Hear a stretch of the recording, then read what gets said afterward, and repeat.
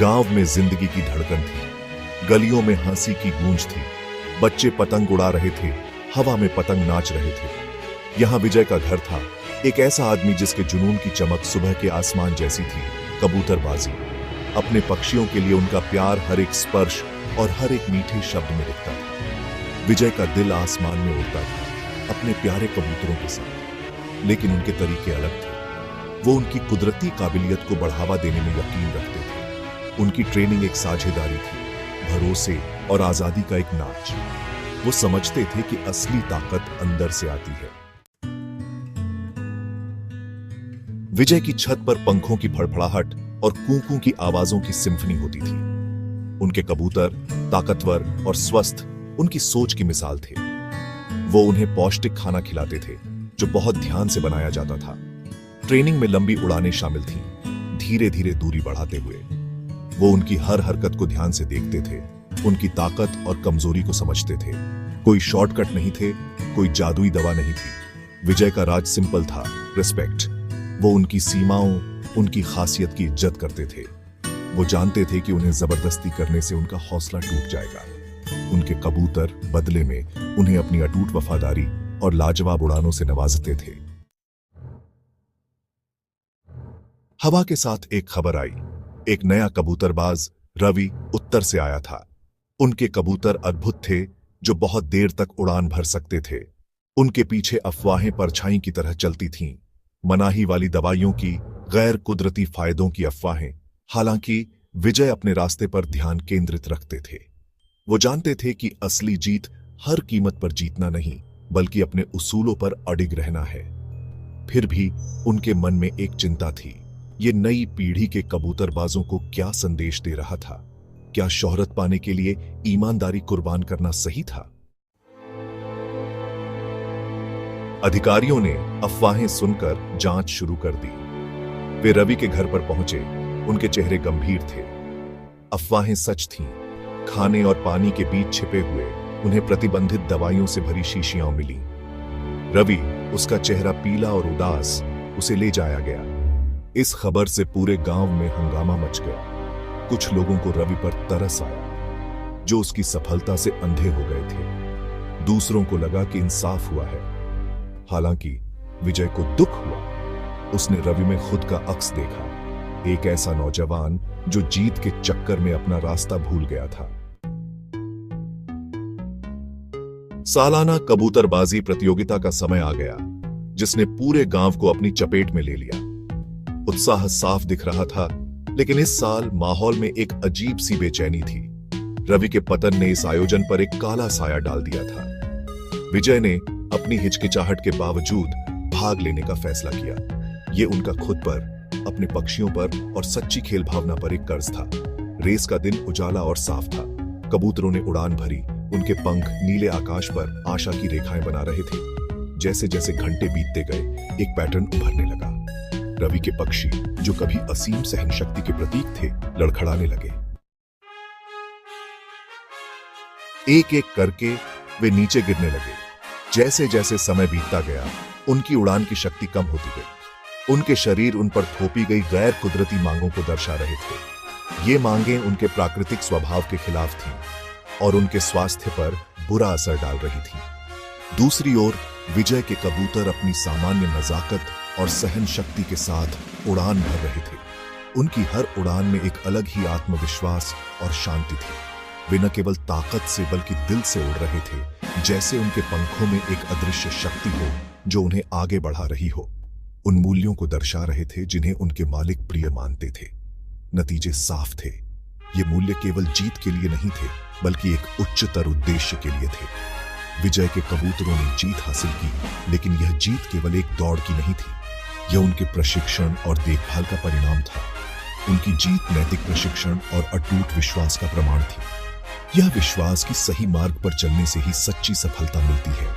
लेकिन विजय के लिए जीत खट्टी मीठी थी। यह एक ऐसी जीत थी जो उसे सोचने पर मजबूर कर रही थी। यह महत्वाकांक्षा और ईमानदारी के बीच की बारीक रेखा की एक कठोर याद दिलाता थी। उसे समझ आ रहा था कि सच्ची सफलता केवल जीत में नहीं, बल्कि सही मार्ग पर चलने में है। वह जानता था कि उसका अपना ज्ञान बांटने और अपने अनुभवों से दूसरों को सिखाने का समय आ गया है। कबूतरबाजों की अगली पीढ़ी का मार्गदर्शन करने का दायित्व था। यह दायित्व केवल एक जिम्मेदारी नहीं, बल्कि एक अवसर था, एक नई शुरुआत का।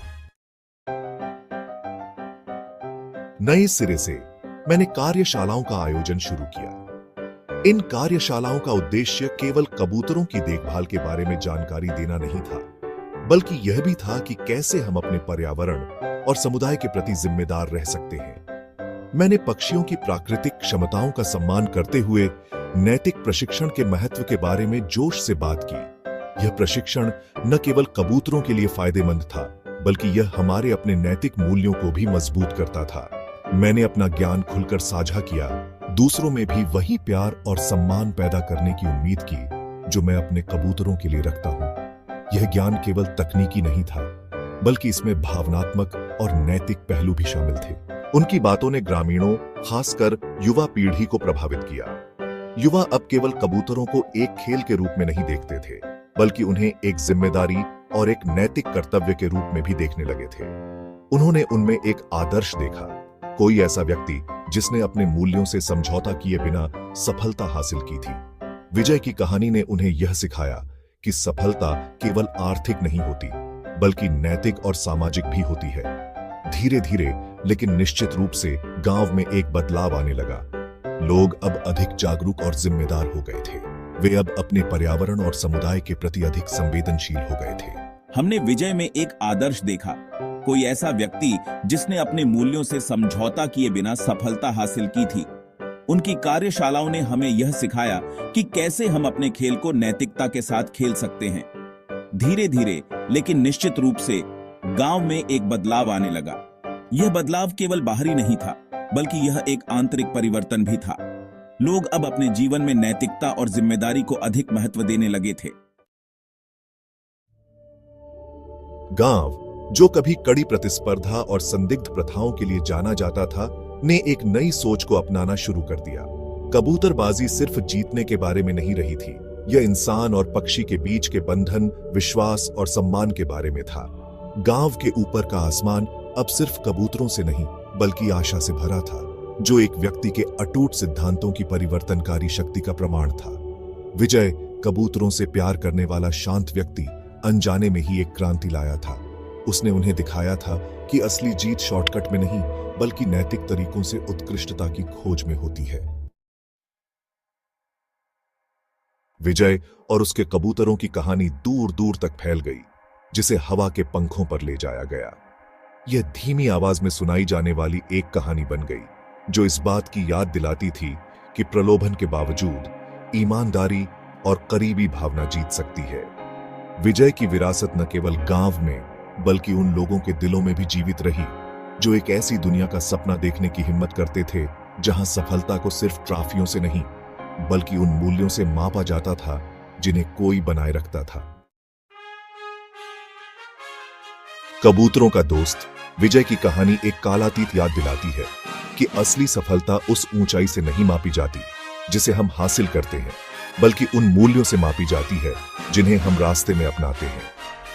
यह कहानी हमें यह भी सिखाती है कि जीवन में आने वाली चुनौतियों का सामना कैसे करना चाहिए। जब हम अपने रास्ते पर चलते हैं तो हमें कई बार कठिनाइयों का सामना करना पड़ता है, लेकिन यह हमारे मूल्यों और सिद्धांतों पर टिके रहने का समय होता है।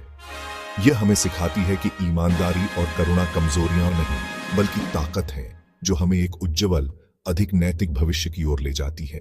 जब हम अपने जीवन में ईमानदारी और करुणा को अपनाते हैं, तो हम न केवल अपने लिए, बल्कि समाज के लिए भी एक बेहतर भविष्य का निर्माण करते हैं। यह हमें यह भी याद दिलाता है कि हमारे छोटे छोटे कार्य भी बड़े बदलाव ला सकते हैं। और इसीलिए अगली बार जब आप कबूतरों के झुंड को आकाश में उड़ते हुए देखें, तो विजय और नैतिक उड़ान में उनके अटूट विश्वास को याद करें। कबूतरों का यह झुंड हमें यह भी सिखाता है कि एकता में कितनी शक्ति होती है। जब हम एकजुट होकर किसी लक्ष्य की ओर बढ़ते हैं, तो हम किसी भी बाधा को पार कर सकते हैं। उनके पंखों को आपको अपने मूल्यों के प्रति सच्चा रहने के लिए प्रेरित करने दें, क्योंकि ऐसा करने से आप भी अकल्पनीय ऊंचाइयों तक पहुंच सकते हैं। यह हमें यह भी सिखाता है कि स्वतंत्रता और दृढ़ संकल्प के साथ हम अपने सपनों को साकार कर सकते हैं। अपने पंखों को फैलाएं और अपने सपनों की ओर उड़ान भरें, क्योंकि आपके भीतर भी वही शक्ति और क्षमता है।